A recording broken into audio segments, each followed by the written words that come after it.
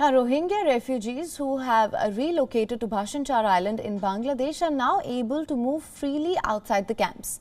If anyone wants, they can go to visit their families or relatives left in the Kutupalong, the world's largest refugee camp in Cox's Bazar.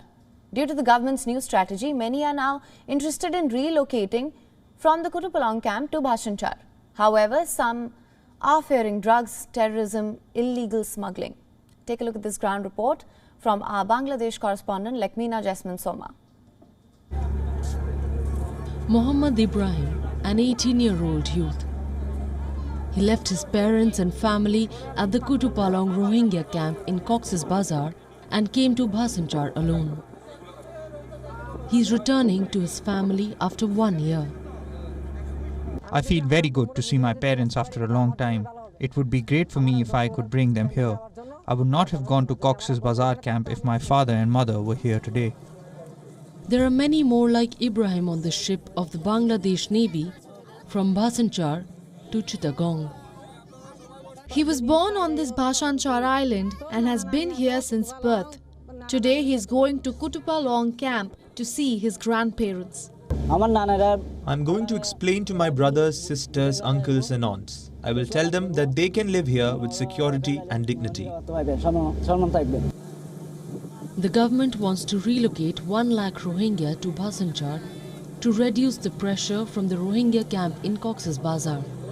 But in 1 year, only 21,000 Rohingya have voluntarily gone to Bhasan Char. One of the main reasons for the Rohingyas' disinterest in Bhasan Char was that they did not want to live like prisoners on an island. Humanitarian organizations, including the United Nations, have been opposed to such captivity. The UN also mentioned the agreement reached between the government last October. It is against this background that the Bangladesh government is giving Rohingya the opportunity to travel from Bhasan Char to Cox's Bazar as a new strategy. All All they wanted was to travel to Cox's Bazar. And it was also a significant aspect of the UN agreement with the Bangladesh government. We first take applications from those who want to travel to the Kutupalong camp. Then we verify the reasons they show. We especially give priority to those whose relatives have died or are seriously ill. Many are crowding the office of the Refugee Relief and Repatriation Commission to take this opportunity, which has been in place since last November.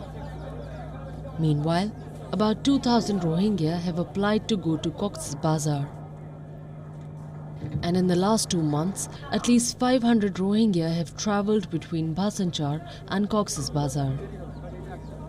Some people think that this opportunity could lead to the import of drugs or weapons in Bhasan Char, as it had happened in the Rohingya camp in Cox's Bazar. However, the government is vigilant and has taken a strict position to ensure that this does not happen again.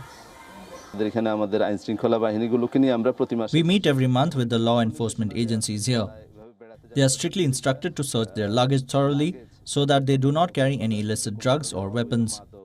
Because we are looking at the issue of travel humanely. But we are in a tough position so that no one can use this as an opportunity to ruin the peaceful environment of the island.